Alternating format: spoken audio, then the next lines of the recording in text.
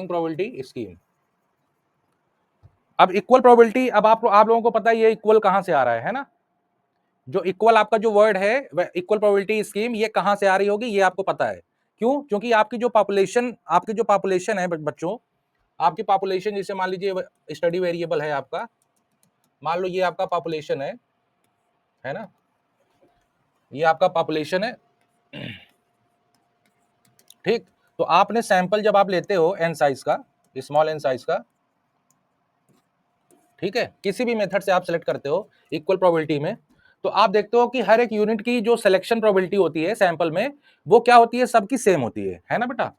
तो इसीलिए इसको बोला जाता है इक्वल प्रोबेबिलिटी स्कीम। अब इसके अंदर आपके बहुत सारे जो है सैंपलिंग स्कीम आपके आते हैं। आप जो है बोल सकते हैं SRS, है ना, ये आपका सैंपल है, या फिर केवल पॉपुलेशन ही ऐसे रहने दे, मैं इसमें नाम लिख देता हूं। आप SRS पढ़ते हैं इसमें, है ना, इसमें भी दो आप पढ़ते हो, WR एंड WOR, ठीक है। और दूसरा आप इसमें पढ़ते हो स्ट्रेटिफाइड, और तीसरा आप पढ़ते हो सिस्टमेटिक, ठीक है। और फिर उसके बाद आप पढ़ते हो सिस्टमेटिक के बाद क्लस्टर, है ना। और फिर इसी में आप डबल सैंपलिंग और टू फेज सैंपलिंग भी पढ़ते हो, टू स्टेज सैंपलिंग। तो मिला जुला के टू स्टेज और टू फेज एक ही चीज है, बस उसमें लगता तो SRS WR ही है, स्कीम तो वही है, बस 2-3 बार लग जाता है। तो आपका मिला जुला के जो मेन चीज है वो यही है। इन्हीं को 2-3-4 बार कर देते हो तो आपका स्टेज और फेज में आपका बदल जाता है ना बेटा। ग्रुप्स में बांट देते हो तो आपका होमोजेनियस ग्रुप में बांटते हो स्ट्रेटिफाइड बन जाता है, हेट्रोजेनियस ग्रुप में बांट देते हो तो क्लस्टर बन जाता है ना। तो इसका मतलब ये हुआ, तो इसमें अगर इक्वल प्रोबेबिलिटी स्कीम अगर इसको बोला जा रहा है तो इसके पीछे लॉजिक क्या है, जितने भी पॉपुलेशन में यूनिट्स हैं इनकी सैंपल में सेलेक्ट होने की प्रोबेबिलिटी सबकी क्या होनी चाहिए, सेम होनी चाहिए, ठीक है। जैसे आप लोग पढ़ते हो इक्वल क्लस्टर साइज पे आप निकालते हो, एक होता है अनइक्वल क्लस्टर साइज पे, है ना।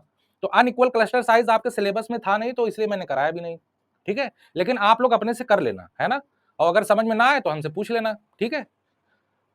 एकदम सेम चीज आपके पास इसमें भी पॉपुलेशन होगा, ठीक है, आपका स्टडी वेरिएबल होगा, और साथ में इसी स्टडी वेरिएबल से रिलेटेड आपका क्या होगा, एक ऑक्सिलरी इंफॉर्मेशन होगा जिसको हम साइज के नाम से इसमें जानते हैं, ठीक है।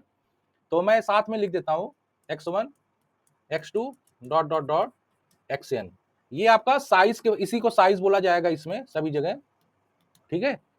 जैसे ऑक्सिलरी इंफॉर्मेशन है तो ऑक्सिलरी ही, लेकिन हम इसको साइज बोलेंगे, ठीक है, पूरी जगह। तो अब इसमें भी आपके कई सारी स्कीम है, ठीक है।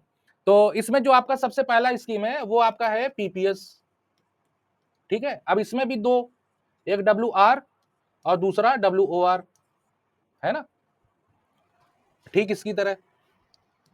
और भी ना, और आप लोगों को पता है एक आपका होता है मिड जोनो सेन सैंपलिंग, नाम सुना है आप लोगों ने? मिड जोनो सेन सुना है? सुना ही होगा, है ना। और आपका इसमें और होता है सिक्वेंशियल। अब ये सब आपके सिलेबस में नहीं है ना, लेकिन मैं बता देता हूं फिर भी थोड़ा सा। तो अब ये वेरिंग प्रोबेबिलिटी में ये 3 मैंने लिखा है, वैसे कितना इसमें 4 लिखे हैं, इसमें भी एक आंख को लिख देते हैं, है ना, 4 इसमें भी लिख देते हैं, ठीक है। एक आपका इसमें होता है बेटा एडाप्टिव, है ना, एडाप्टिव, ठीक है, एडाप्टिव सैंपलिंग, ठीक है। तो ये जो चारों मैंने लिखवाए हैं, ये चारों जो सैंपलिंग है ये किसके अंदर आते हैं, वेरिंग प्रोबेबिलिटी स्कीम के अंदर। अब इसमें खास बात क्या है, इसमें खास बात ये है कि जो प्रोबेबिलिटी ऑफ सिलेक्शन होगी पॉपुलेशन में जितने भी आपके यूनिट्स हैं, उनका जो प्रोबेबिलिटी ऑफ सिलेक्शन होगा सैंपल में, वो क्या होगा, डिफरेंस सभी का अलग अलग आएगा, अकॉर्डिंग टू इंडिविजुअल जो आपका साइज है एक्स, उसके अकॉर्डिंग आएगा, ठीक है बेटा। डिफरेंस समझ में आ रहा है दोनों में? बताइए, दोनों में डिफरेंस समझ में आ रहा है कि नहीं? एग्जैक्टली डिफरेंस क्या है वेरिंग प्रोबेबिलिटी और इक्वल प्रोबेबिलिटी में? बस यही डिफरेंस है। Probability of selection of each unit are मतलब इज इक्वल, बट इसमें probability of selection of each unit is not equal ना, सभी का जरूरी नहीं है कि सबका इक्वल हो, ठीक है। इसीलिए ये वेरिंग और ये आपका इक्वल, ठीक है। ये रहा आपका difference between equal and varying probability, ठीक है।